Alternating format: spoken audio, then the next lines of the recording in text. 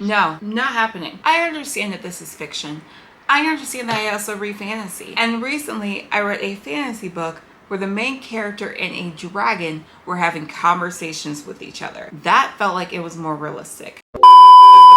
Hey there, it's Cherie. Hope you're doing well. And if you're new here, welcome to my channel. And if you're not new here, welcome back to my channel. I have my June wrap up and my July TBR here today. So I ended up reading 5 books in June. I did have 10 books I wanted to read, but I only ended up getting to 5.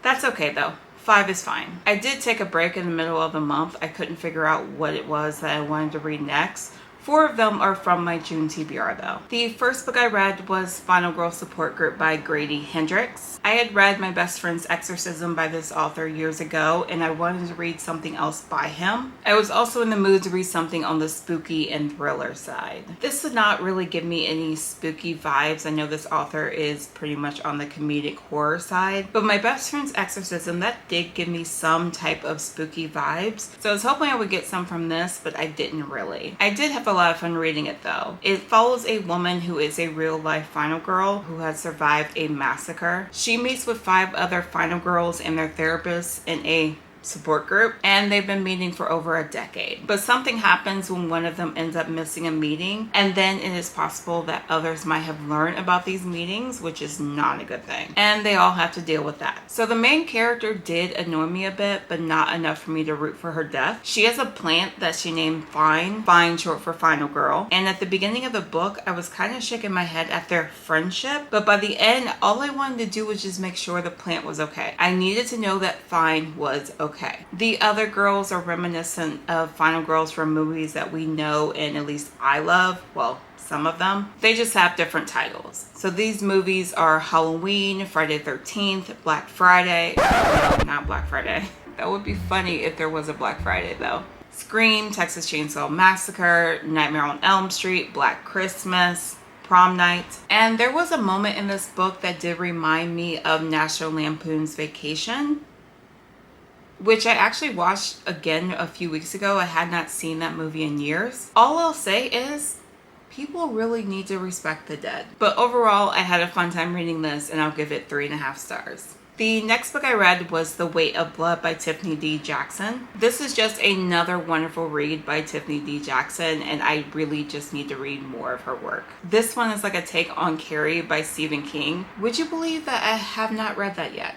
Do not worry though, that read is coming soon. This follows Madison Washington, or Maddie. She's an outcast in a small town Georgia high school. She's been a target for bullies, and she's also been passing as white because her father wanted her to. So a viral bullying video gets out, and then the school decides that they need to change their image. So they decide they're going to host the first integrated prom as a show of unity. Also, this book is set in 2014, so the fact that this is their first integrated prom, that's interesting. So Maddie ends up getting asked to prom by superstar quarterback, and then things happen. So this book made me happy that it was fiction. I was really rooting for the demise for a lot of people. I was definitely ready for Maddie to get her carry on. The story is told by different narrators as well as an interview style. There is a podcast happening, and you get to read excerpts from it. The podcast is called Maddie Did It. Whatever. I was about to say they deserved it. Maybe they didn't. But they aren't real, so I guess I can say it. They deserved it.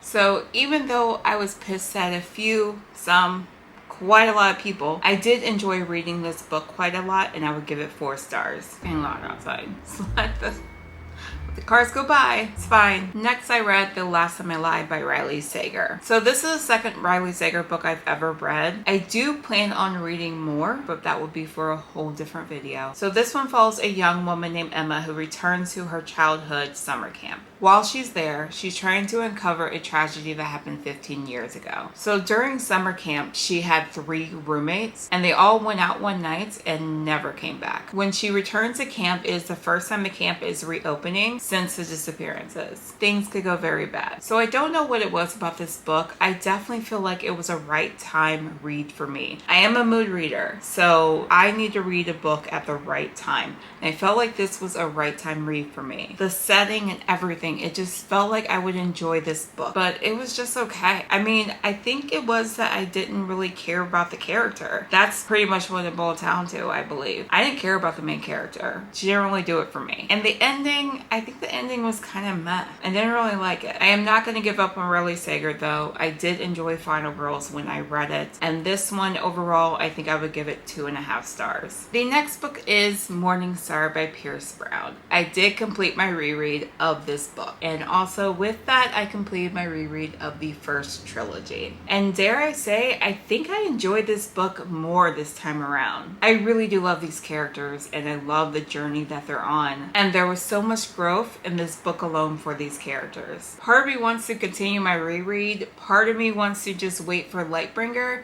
and another part of me wants to start all over. All I know is I'm very happy and grateful that I found this series that I love so much. 5 out of 5 stars. And the last book I read in June was Icebreaker by Hannah Grace.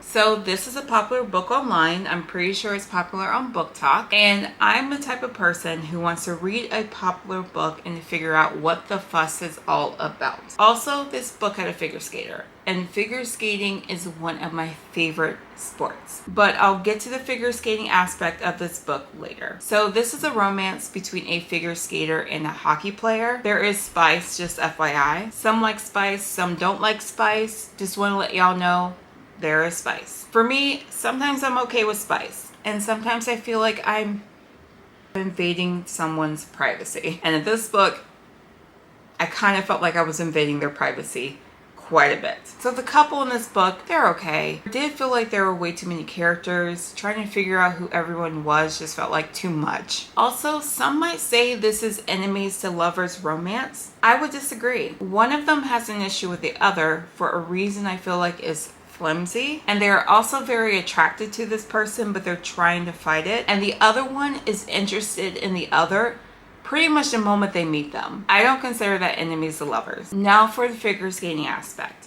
I'm only a fan. I've never competed. Just wanted to put that out there. But I am a fan and I watch a lot of figure skating. There are slight spoilers here just for the figure skating though, not for the romance, not for the rest of the story. So when I got to the second page of this book and I saw that a pairs team was attempting to do side-by-side quadlettes, I had to put the book down. I started to freak out a bit. That was just too far-fetched for me. I don't even think a Russian coach would allow for their pairs team to attempt side-by-side quadlettes. Pretty much the second most difficult jump in the sport. Second after the quad axel, since that's been landed. It does take around 200 pages to figure out why they were actually attempting this jump, but no, I could not get behind it. It just didn't make any sense to me. Then when I read that her partner is not a great person. I will say that. But when I read that her partner could land this jump quite easily, my first thought went to US figure skating, breaking up this pair and making him a single skater. And then the epilogue. I read a certain sentence. And the sentence, it felt like a throwaway sentence. But that's beside the point. But this sentence, it said what she accomplished. And again, the book goes flying out of my hand and I had to really walk around. I had to walk around my apartment. No, not happening. I understand that this is fiction. I understand that I also read fantasy. And recently, I read a fantasy book where the main character and a dragon were having conversations with each other. That felt like it was more realistic. No way. Not happening. No. Nope. No. That result just doesn't feel possible. Everyone must have messed up and fallen. That's just what it was. It was a messy competition because no, not possible. Not happening. No. I can't speak for the hockey aspect of the book because I don't really watch much hockey, but I don't think this was a sports romance for me. But it did make me want to find more sports romances or books centered around sports. So if you have any recommendations, I would love them. But for this one, I'd give it 2 stars. So those are books I read in the month of June, but let's get to the books I plan to read in July. Also, I might have gotten a little ambitious here. So the first book is a book I'm currently reading, and I'm finally reading, and that is Mistborn by Brandon Sanderson. I'm actually reading this copy, but I wanted to hold up this cover because I think this cover is really pretty. So yeah, but I finally started this series and I'm quite enjoying it too. The tagline I've seen for this book is, "What if the Dark Lord had won?" So it's been thousands of years and there have been many rebellions that have failed, and we now have a group that is attempting to succeed. I am about 200 pages into this book, and then once I finish it, I do plan on going to the next 2 in the series, The Well of Ascension and The Hero of Ages. I'm excited to finish the first book and get to these. The next book I have is The Serpent and the Wings of Night by Carissa Broadbent. So there's an adopted human daughter of a vampire king, and that's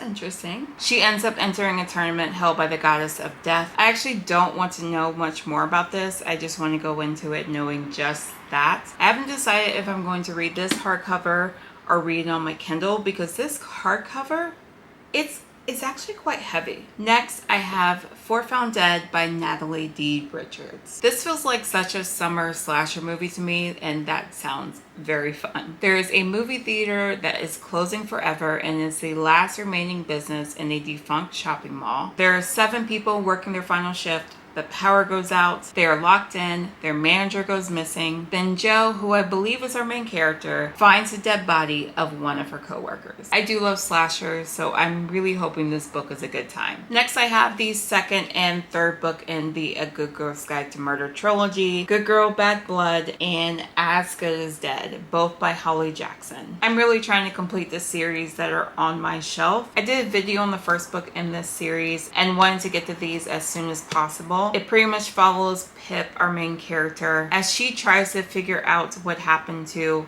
someone who went to her school and pretty much everything that happened after. The next book I have is a book I added to my Kindle. It's Something Wilder by Christina Lauren. This will be the first Christina Lauren book I read. I don't know, it just sounded interesting to me. So we follow Lily, who is the daughter of a notorious treasure hunter. She guides tourists on fake treasure hunts from maps drawn by her absentee father. Then a man she once loved walks back into her life. She wants nothing to do with him. He does not feel the same. It's an adventure filled with second chances, a complicated romance, and possibly an adventure to find some real treasure. It just felt like a good summer read, all about treasure hunting. Another series I hope to complete soon. I have book 2 of the Summer I Turned Pretty trilogy. It's Not Summer Without You by Jenny Han. I figure I can read this one this month, and then I'll read the last one in August. And then I'll have this trilogy completed, and then I'll be able to watch a second season of the TV show. And next I have Lightbringer by Pierce Brown. So this book doesn't come out until the end of the month, so I don't know if I'll complete it before then. This will probably also be in my August TBR. But I am so ready for this book. It's the 6th book of the Red Rising saga, and I am excited, terrified, joyful, nervous, anxious, every feeling ever about this book. I have 1 book left over from my June TBR that I believe I'm in the mood to read this month. I was very much in the mood for thrillers then, but that book is The Blood Gift by N.E. Davenport. This is a sequel to The Blood Trials. I did a video on that one to pretty much remind me what happened so that I could be ready for this one, but it's an adult science fiction novel with some fantasy elements to it. It continues the story of Akina, who has to deal with bounty hunters, a demigod, and her fellow comrades, and she's trying to save her friends and enemies from the oppression they've all had to deal with, which continues to threaten the continent from all sides. So those are books I read in June, as well as what I plan to read in July. Please let me know what your reading plans are this month, or if you read any of the books that I read in June, please let me know your thoughts on them. But thank you so much for watching. Don't forget to like and subscribe, and I will talk to you soon. Take care.